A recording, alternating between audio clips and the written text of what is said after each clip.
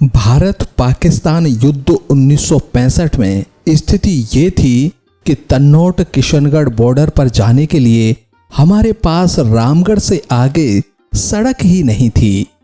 उस समय युद्ध के मोर्चे भुट्टोवाला, तन्नौट, सादेवाला, धर्मी, इशावल, कालीबुली, घंटियाली इत्यादि थे। इससे सीख लेते हुए युद्ध के तुरंत बाद तन्नौट माता मंदिर तक पक्की सड़क बनवा दी गई थी। जब 1971 का युद्ध छिड़ा तो सेना को तन्नौट तक जाने में कोई समस्या नहीं थी, लेकिन उस समय तन्नौट से आगे और आसपास जाने के लिए सड़कें ही नहीं थीं। 1971 की दूसरी बड़ी घटना थी लोंगेवाला पर पाकिस्तान की टैंक आर्मी का आक्रमण, जिसे रात भर एक छोटी सी भारतीय टुकड़ी ने रोके रखा और भोर की पहली किरण के साथ भारतीय वायुसेना ने टैंकों का कब्रिस्तान बना डाला। 1971 के युद्ध में स्थानीय लोगों का भारतीय सेना को भरपूर सहयोग मिला। सैनिक अपनी गतिविधि नक्शों के हिसाब से करते थे। यहां चारों तरफ एक जैसे ही रेत के धौरे हैं, तो ऐसे में उन्हें बहुत समस्या आ रही थी। 1965 में ऐसे ही एक गोरखा रेजिमेंट भटक गई थी और पाकिस्तानी आर्मी से घिरकर मारी गई थी। रणाऊ से 25 किलोमीटर उत्तर में आज भी उसे भौड़कियों वाली डेरी कहा जाता है। अतः सेना के भटकने की आशंका बहुत ज्यादा थी। ऐसे में उन्होंने स्थानीय लोगों को, जिनमें बड़ी संख्या में राजपूत थे, मार्गदर्शक के रूप में अपने साथ रखा। सेना के लिए 3 बड़ी चुनौतियां थीं जो बिना स्थानीय जनता के पूरी नहीं हो सकती थीं। वहां जल स्रोत कुएं हैं। उस समय ना कोई बिजली थी, ना इंजन और ना ही ट्यूबवेल। 200 से 300 फीट गहरे कुओं से जल निकालना होता था। इतनी गहराई से पानी केवल ऊंटों द्वारा ही निकाला जा सकता था और सेना में इसे कोई जानता तक नहीं था। कुओं की सुरक्षा भी एक बड़ी चुनौती थी, क्योंकि यदि वे शत्रु के कब्जे में चले गए तो वैसे ही प्यास से मरना तय था। दूसरी चुनौती रसद पहुंचाने की थी। बिना ऊंटों के वह संभव नहीं था। ज्यादातर मोर्चे बहुत ही ढलान और दलदली धोरों के बीच थे, जहां कोई भी वाहन पहुंच ही नहीं सकता था। तीसरी समस्या रास्ता भटकने की थी। इन कारणों से सेना ने बड़ी संख्या में स्थानीय लोगों को अपने साथ रखा। उस समय प्रत्येक सिविलियन को प्रतिदिन 200 रुपए और ऊंट को भी 200 रुपए दिए जाते थे। करण सिंह जाम के पास एक अतिरिक्त ऊंट था, जो उन्होंने रणाऊ के भंवर सिंह पुत्र कालू सिंह को दे रखा था।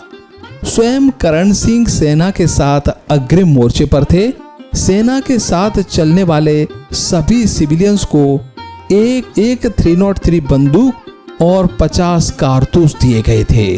प्राय 5 सिविलियन की एक टोली के साथ 2 सैनिक कुओं की सुरक्षा करते थे। पाकिस्तान ने भी अपने सिविलियंस को लेकर एक पगारा आर्मी बनाई थी, जिसमें ज्यादातर बेमुसलमान थे जो 1965 में यहाँ से पलायन कर गए थे और इस क्षेत्र के जानकार थे। पगारा आर्मी वाले रात को घात लगाकर पशु आदि चुराने के लिए हमला करते थे। गिरदू वाला कुआं पर करण सिंह, भंवर सिंह, रणछोड़ सिंह जंज और बहरी साल सिंह की ड्यूटी थी। एक रात पगारा आर्मी ने हमला कर दिया। उनकी योजना कुएं को नष्ट करने की थी। दोनों ओर से फायरिंग हुई, जिसमें पाकिस्तान का एक ऊंट मारा गया और उनके हथियार वहीं छूट गए। ऐसे में ही सादेवाला कुएं पर पदम सिंह, तग सिंह और अन्य सिविलियंस की ड्यूटी थी। वहां एक दिन पाकिस्तान सेना का कब्जा होने पर वे लोग पीछे हट गए। दूसरे दिन सेना की एक टुकड़ी के साथ लौटकर वापस हथिया लिया और पगारा आर्मी भाग गई। लेकिन अगले दिन फिर से शत्रु ने दल बल सहित आकर कब्जा कर लिया।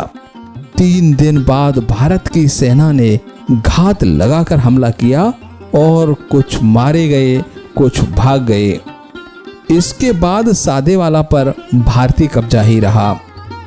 यहाँ पाकिस्तान ने बहुत भारी रसद इकट्ठा कर रखी थी, वह भी भारतीय सेना के कब्जे में आ गई।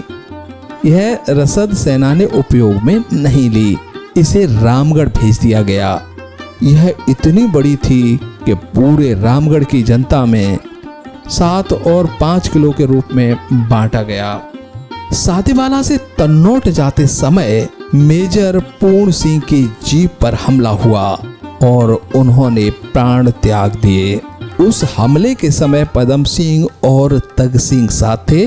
मरने से पहले मेजर ने उनसे कहा कि मेरी डायरी कहीं छुपा दो, किसी भी हालत में यह शत्रु के हाथ में नहीं लगे। पदम सिंह ने वही किया। वे डायरी लेकर खारिया कुएं की तरफ धौरों में भाग गए और वहीं पर कहीं डायरी रेत में छिपा दी। 1971 की लड़ाई बिना हजार सिंह के वर्णन के अधूरी है। हजार सिंह ने बहुत पहले बॉर्डर पर दबंगई करते हुए हिस्ट्री सीटर सच्चू खान को मार दिया था, अतः उस समय से ही बॉर्डर पर उसकी धाक थी। बाद में हजार सिंह को कई दिन तक पुलिस से बचकर रहना पड़ा। तब से खेत सिंह छुड़िया के संपर्क से थेलासर जाकर भूमिगत हो गए थे। संयोग से 1971 की लड़ाई में 13 ग्रेनेडियर के कर्नल जय सिंह थेलासर भी इसी बॉर्डर पर आए हुए थे, अतः उन्होंने सबसे पहले हजार सिंह को अपने साथ लिया। इस लड़ाई में उन्हें कुमुक के साथ शाहगढ़ क्षेत्र ले जाया गया था। यह क्षेत्र सबसे ज्यादा वीरान, खतरनाक और भूल भुलैयों वाला है। हजार सिंह बहुत तेज चाल वाले, हवा का रुख भांपने में माहिर और रात को भी सटीक दिशा जानने में कुशल थे।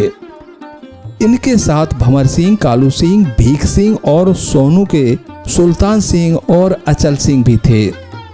कुल 20 ऊंटों का सिविलियन जत्था आगे चल रहा था। पीछे सैनिक थे और सबसे पीछे गोला बारूद।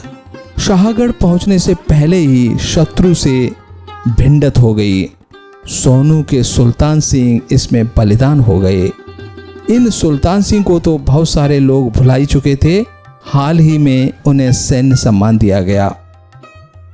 इस लड़ाई में तग सिंह सेहुआ और 2 अन्य सैनिक पाक आर्मी द्वारा अगवा कर लिए गए। हालांकि सेना को कुछ भी नुकसान नहीं हुआ और सुबह होते होते ये सब शाहगढ़ पहुंच भी गए।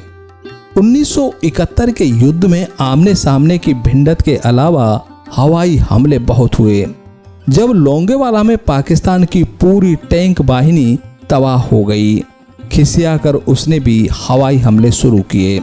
तन्नौट मंदिर क्षेत्र में तो बमों की बरसात ही कर दी, क्योंकि भारतीय सेना का आधार कैंप यहीं था। कुएं थे, छत थी, रसद थी, लेकिन दैवीय कृपा से कुछ भी नुकसान नहीं हुआ। रामगढ़ गांव में भी बम गिराए गए, जिनमें एक परिवार खत्म हो गया। चतर सिंह, अलसी सिंह के घर के आगे 2 बम गिरे और सब धराशायी हो गया। उन दिनों वायुयान की आवाज सुनते ही सबको भूमिगत हो जाना था। रात को कोई आग नहीं जलाता था। बीड़ी भी पीनी हो तो बहुत गहराई में कहीं पर से अंगोछा ओढ़कर पीते थे। रामगढ़ के सभी लोगों ने उत्तर दिशा में खड़ीन की पाल के पीछे खाइयां और गुफाएं बना रखी थीं। बच्चे और महिलाएं वहीं रहती थीं। केवल पुरुष दिन के समय घर पर आते थे और शाम को 4 बजे खाइयों में चले जाते थे। बहुत ज़्यादा बमबारी से उस वर्ष ऊँटनियों के गर्भपात हो गए थे। रख रखाव के अभाव में बहुत सारे पशु भागकर अस्त व्यस्त हो गए थे। उस वर्ष गिद्धों की संख्या बहुत ज़्यादा हो गई थी।